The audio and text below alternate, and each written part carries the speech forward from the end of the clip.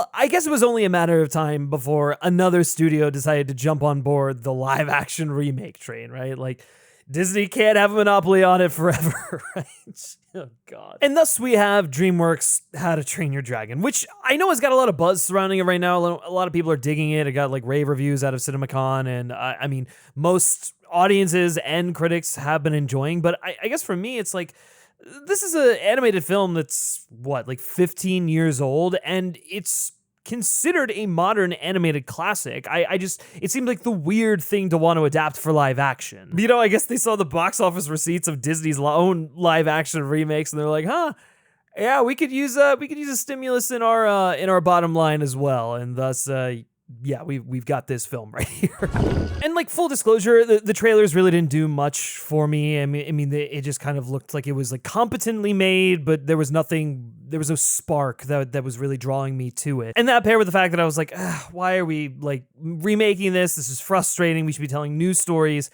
I really didn't care about seeing this film, to put it plainly. And while it's not necessarily a film that I wanted to see or see made into live action, I did see a way into it, right? Through like the YA fantasy genre, like a Viking genre and stuff like that, kind of filling the void in the market where films like Harry Potter or the Fantastic Beast films or Lord of the Rings, The Hobbit, all that stuff used to be, but obviously tailored more to a younger audience. And so like, you know, there was clearly a way in there, but that's not necessarily what we get here.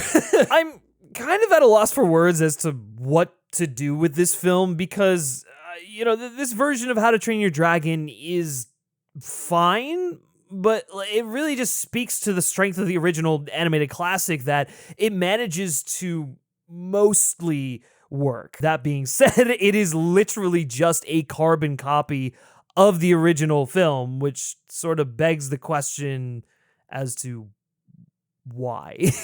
And because it's nothing more than a carbon copy, that I'm not really sure what to do with it. It just kind of exists in the same realm as Gus Van Sant's Psycho, which, you know, both of these films, that version of Psycho and this version of How to Train Your Dragon, are very competently made movies. They're well acted, they're well directed, like they're fine, but for, you know, by all metrics, but it's just telling the exact same thing as what that original movie, you know, was telling. Like, but like Gus Van Sant's Psycho doesn't even come close to hitting the same thrilling highs or stylistic highs or whatever that Alfred Hitchcock managed to with that original film. And the same here with How to Train Your Dragon. It doesn't even come close to really capturing the same feeling you get while watching that original film, even though it is doing the exact same thing. There's just nothing new being done here. There's no perspective. There's no real reason as to why this movie should exist. And I think it's just because the originals are so perfect for both that, you know, that Psycho film and this How to Train Your Dragon film. And so like, what more can you add? I mean, every film, like if you're going to remake it or if you're going to, you know, I don't know, do this or whatever, like you can find ways in if you really, really try. It doesn't mean you should always do it, but you can always find ways to, you know, make it your own. But sometimes like a beloved classic is a beloved classic for a reason. It is able to stand the test of time for a reason. And there are just kind of intangibles that prevent whatever you know, whatever remake or live action version or whatever, it prevents those versions from reaching the highs of those original films, because you've already seen it before. You've already felt that feeling before. And when something isn't giving it to you the exact same way, even though it is literally telling you the same story the exact same way, there's a weird disconnect emotionally, I feel. And I certainly felt that, because I mean, you know, like to the film's credit, like in How to Train Your Dragon, the flying sequences are genuinely spectacular. Like there was a lot of care put into it, you know, even with the expanding of the IMAX ratio, which, like, if you're going to go see this movie, I recommend seeing it in IMAX because of that, because it was shot for that. So like there was clearly some stuff there. I mean, the action is exciting, albeit a bit generic, but like the dragons, which was a big concern of mine going into this film,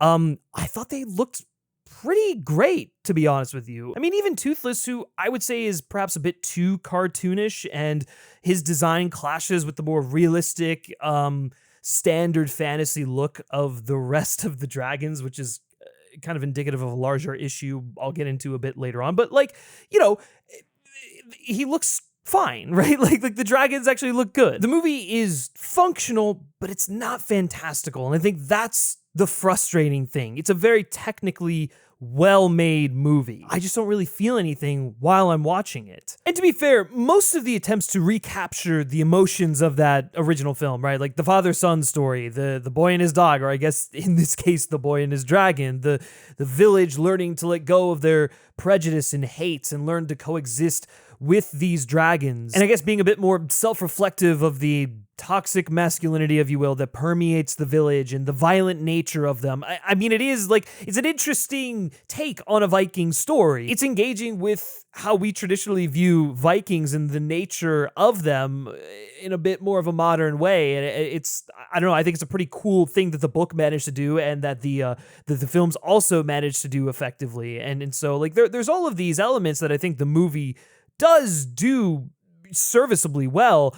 And it's able to bring out those baseline emotions, but I always felt like I was at arm's length. And that's not necessarily anything that the film is doing wrong. I mean, it is hitting those beats, but it's like watching a decent cover band that pales in comparison to when you go see the real band, right?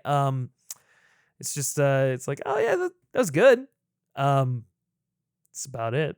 I'm not going to remember it. It's not going to stick with me in any meaningful capacity, even though like, yeah, sure. I guess you're playing Stairway to Heaven really, really well. You're playing your heart out. You're riffing that guitar. It's really technically impressive, but it's not the same as listening to Led Zeppelin. Mason Thames, who plays Hiccup in here, which, by the way, insane that this is the kid from Black Phone, like, because that movie only came out a couple of years ago, and he looks significantly older now. You know, I think he's fine as Hiccup. I think he does not even fine, like he does a good job as Hiccup, but it does feel like his approach was definitely like, okay, this is How to Train Your Dragon, but we're gonna make it more of a realistic live action version. So he's playing it a bit more straight, leaning into that realism, playing the character in a bit more grounded way, in a film that weirdly feels at odds with whether or not to fully ditch the animated style and inspos that you know, it's drawing from and commit to being a realistic Viking or fantasy tale in the vein of, you know, those works that I mentioned earlier, like Lord of the Rings, Game of Thrones, and whatnot. And I don't necessarily fault him for that decision, because I do ultimately think that he was in the right for going in that direction, for playing it in a more realistic setting. It's unfortunate that the film around him was kind of in this weird, half-measured state. But I ultimately, I think because he decided to go in that direction, or because that was the way that he was directed, it does lead to him giving a more understated performance, and not necessarily in a good way. It just feels a bit underwhelming, I guess is the right word. I think what's missing for me with Hiccup is, unfortunately, Jay Baruchel. And I don't want to compare like the two performances or even the two films, because I mean, one, it's exactly the same film, and that really does no justice to what Mason is doing here in this film to compare the two. But Jay Baruchel's voice is so integral to the identity of Hiccup because of how the organic timbre of it captures the dichotomy of someone who's a bit of an old soul, perhaps a bit wiser, more compassionate and inventive than, you know, his violent, toxic villagers that he's sort of surrounded by, for lack of a better descriptor there. But at the same time, he's still very much this angsty teen, right? He's got like girl problems. He wants to impress his dad. He wants to impress the villagers. He wants to be accepted. And so he's confident, but not confident in his sense of self. And I think that's something that Jay just kind of naturally is able to do because of the nature of his voice. And, you know, because of that, and because he's the one voicing Hiccup, he's able to modulate his voice between those two ends of the spectrum. And we're able to get something in his performance that feels like a very natural progression of that character, the growth and maturity of Hiccup, voiced by Jay Baruchel. You feel it. And there are times when Thames tries to do the same, but it plays more like a kid trying to act like an adult rather than someone who's gone through this transformation, this adolescent who's gone through a transformation and come into maturity. And yeah, that was a bit unfortunate. That being said, there's moments where it genuinely works, and I think he's giving a moving performance. You know, there's subtleties in the way that he's acting that I think work really well on camera. I wish like perhaps the movie around him was a bit more on that same wavelength, specifically in the awkward, heart-wrenching and heartwarming moments with Gerard Butler's Stoick. The moments between a stubborn, disapproving father who's got his own baggage, right? He's dealt with the loss of his wife, the loss of Hiccup's mother, and has a lot of deep-seated hatred for the creatures that killed her, and how that's kind of affects the way that he is built this village and you know, influence the attitudes of these people, and has these violent tendencies because of the hatred that he kind of has within him and whatnot. And that sort of clashes with his individualistic son, who has a different perspective on all of this, who doesn't really work the same way as the rest of them, and is able to view things in perhaps a way that they hadn't, and afford that village the perspective that they need in order to, you know, grow and mature themselves. Like, I think what's great is that it is a coming of age story, not only for Hiccup, but for the village as well, as they must learn to overcome the problems that are holding them back, that are endangering the lives of their own villagers. Also, you know, just learning to coexist with the creatures that live there, and like perhaps there is a better way forward. I mean, Hiccup is able to see these things and do these things, and as a result, he's able to earn the respect of his father, and his father is able to finally see him and understand him, and you know, perhaps do a bit of self-reflection and see where he was going wrong. Like, all of that comes close to matching the impact of the original, and on paper and like even on the screen, it's serviceable, but I don't necessarily get the emotional impact of it. I'm not moved to tears in the same way I was when, you know, Hiccup's father embraced him at the end of How to Train Your Dragon and finally saw his son for who he was. There's just sort of an intangible factor missing from those moments that I think the original animated film had, because I'm able to watch those scenes and see them as very well acted scenes. You know, the actors are giving very emotionally believable performances, and they're doing obviously the beats that it's supposed to hit, but I'm not feeling it per se. It is just it's fine is really what it comes down to, and it has nothing to do with the actors or you know, the effort they're giving. It's just kind of the nature of how the film is constructed, I guess, if you will. I just didn't necessarily feel anything. Gerard Butler is the MVP of the whole film, and I think he's got an intensity to him that pushes his scene partners to reach the level that he's at, and whatever level he's operating at seems to be the same level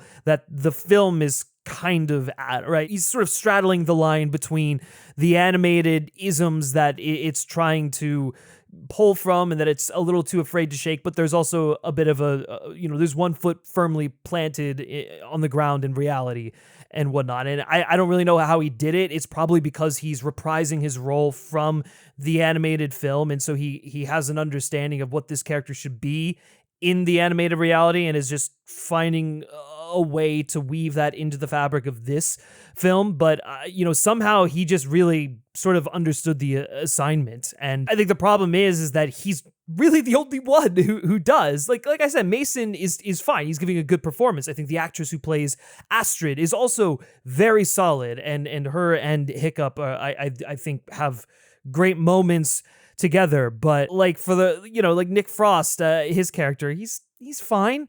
The dragon training classmates of Hiccup's, they're a little less fine. I mean, they just sort of feel like they're doing cosplay or something like that, which is a word you're gonna hear me mention a lot in this.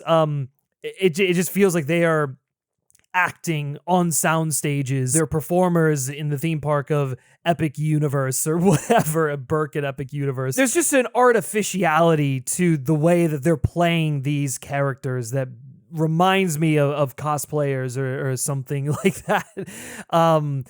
And that's, you it's obviously not what you want in a film like this. Gerard Butler brings a lot of energy, and there's a liveliness to his performance that breathes life into the otherwise stiff and cosplay-esque nature of the film. I do wish that maybe perhaps the rest of the ensemble had either committed to whatever he was doing, or they had decided to do the more realistic fantasy thing. It's pretty clear that Dean DeBlois was simply tasked with making a safe translation, not adaptation, translation of his original film, because not only is it beat for beat, shot for shot, I mean, sometimes even line for line, which is maddening, just exactly the same as the original animated film, but even more so, it just feels like he clearly has nothing more to say when it comes to How to Train Your Dragon, nothing more to add. And why should he, right? Like, the original How to Train Your Dragon is only 15 years old or so. It's a modern animated classic,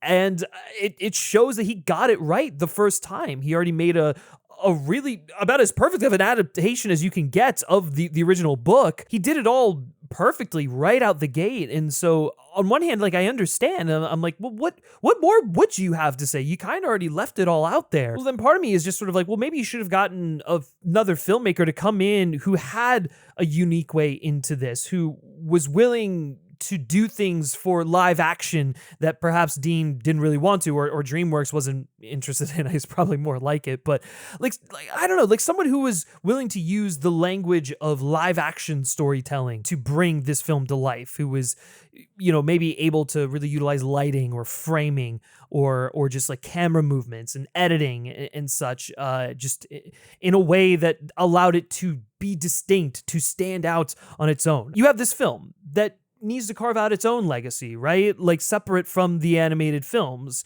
And I don't think it's really able to do that. It doesn't do anything distinct or memorable. It just does exactly what the animated film does, but to lesser effect here. And on one hand, I get it, right? It's like a classic case scenario of like, if it's not broke, then don't fix it. But I don't know. I think there are just things that they could have done in live action. They could have taken advantage of the difference in medium to bring this film to life in a new way. The only time these live action remakes seem to even remotely work is when you bring on a filmmaker with a unique perspective who can adapt what's come before, but has some sort of vision for it, right? Like, who's able to recapture the soul of what we all loved about that original work, but is able to put their own spin on it.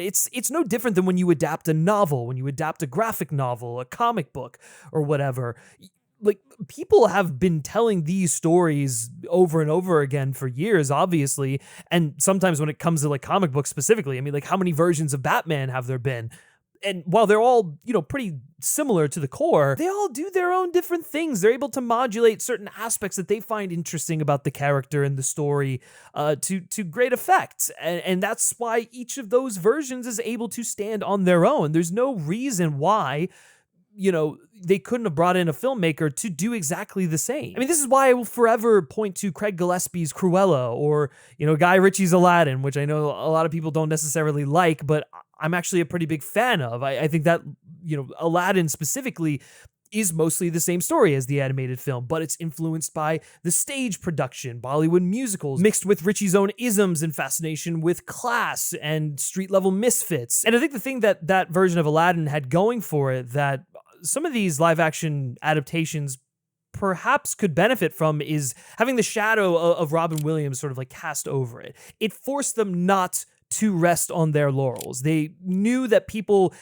were, they held that Robin Williams version so close to their hearts, and they knew if they tried to do anything even remotely similar to that it was just going to blow up in their face. And so they circumvented that by approaching the genie and a lot of the life of that movie in a new, unique way, like having Will Smith as the genie. It still breathed life into the story, and he was able to bring a certain level of charisma that was different than Robin Williams, but it didn't detract from Robin Williams. You weren't thinking about Robin Williams' performance in that. And so, I mean, I think just having that, because Robin Williams was not able to reprise his role as the genie in live action, it forced them to rethink how they approach that film. And I think How to Train Your Dragon would have benefited from that. It would have benefited from the filmmakers not being able to rest on their laurels and, forcing them to be creative, forcing them to take risks. I mean, not every movie needs to be this big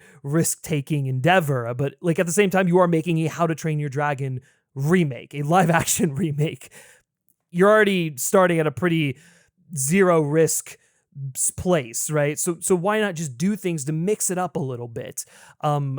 Just add a little bit of flair and flavor in there. I think really what happened was that DreamWorks saw what Disney was doing with their live action remakes, and a lot of the blowback that they were getting, they were like, holy shit, I mean, like, we want to do this, but we don't want to attract that kind of attention. And so they opted to just play it safe. They brought in the guy who made the original How to Train Your Dragon to remake his own movie, which is literally a bit in the studio, which is very fucking funny. I got you the original director of Smile to basically remake his own movie for this studio. And I think while Dean does an efficient job, there's really nothing new to latch onto that isn't done significantly better in the animated film. If they were going to do a live action How to Train Your Dragon, the way in was to go full tilt into the fantasy inspos, right? Like Lord of the Rings, The Hobbit, maybe not the look of The Hobbit per se, but I guess the way The Hobbit is a bit more fantastical and whimsical than perhaps Lord of the Rings, and yet it's got these more realistic elements to it. It feels like children's fantasy, I guess, if you will. They could have done like Game of Thrones. I mean, shit, like even like something like Assassin's Creed Valhalla, right? You have like Vikings are huge right now. Assassin's Creed Valhalla, God of War.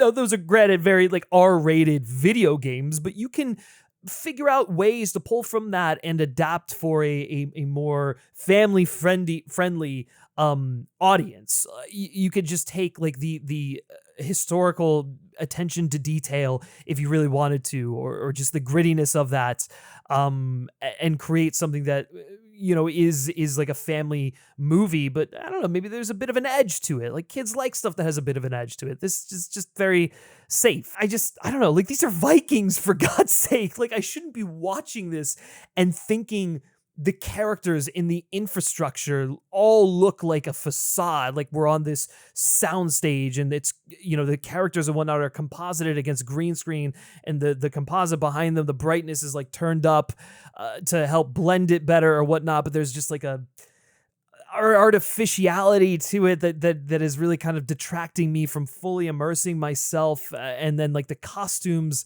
are a bit too neat and clean, and this is all adding to the fact that it just feels and looks like cosplay, man. Even the action, as solid as it is just generic blockbuster fare. And outside of the Avatar-inspired flying sequences, creative choices are simply made without considering the shift from animation to live action. It is simply recreating exact frames from the original, just how you remembered them, albeit competently, but it's not done in a way that takes full advantage of a coming-of-age fantasy film for kids and adolescents set in the real world, or set in a slightly heightened version of the real world. It's nothing more than generic spectacle that's superficially pleasing to look at, but has more in common with a mid-journey interpretation of what a live-action How to Train Your Dragon should be than a genuine artistic one. So much of How to Train Your Dragon is Hiccup and his peers learning how to fight, how to coexist with dragons. I mean,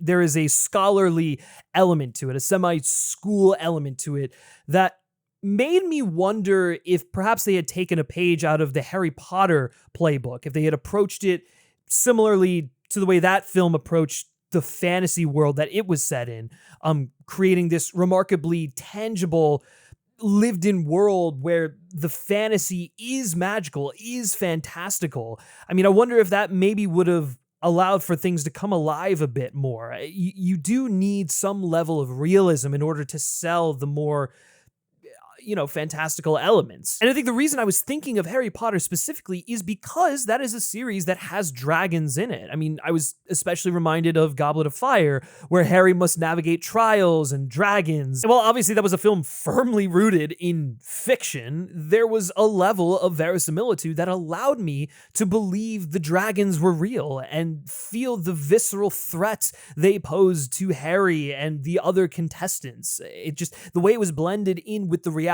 that they had created was seamless, and so I was able to buy into it a bit more. It was a fantasy world, but it was a realistic feeling one. I don't get any of that here. I mean, occasionally John Powell's disappointingly cloned score, I might add, will sync with the visuals in an effective way in giving me a tingle of what I might have felt when I watched the original animated film, but it's always so short-lived. In fact, I'll go as far as to say that the score perfectly encapsulates my issues with this film. Obviously, the How to Train Your Dragon score is iconic. It's one of the best modern film scores of like the century, really. In this version is undeniably a beautiful suite of music. It hits the emotional beats, evoking the excitement and the feels that we expect from How to Train Your Dragon.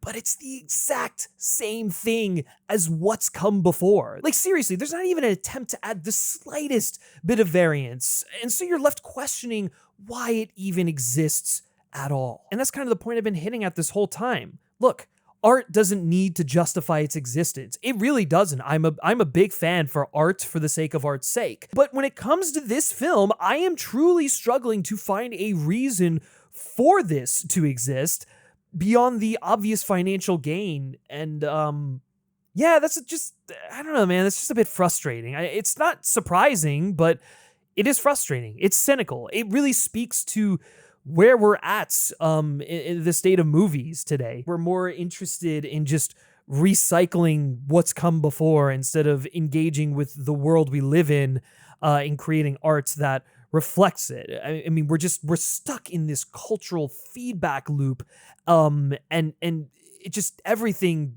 that is being created, at least at the studio level, it's so stale, and culture is stagnating, and these generations that are coming up, I mean, they have nothing of their own. They've just got reheated nostalgia is really what it is.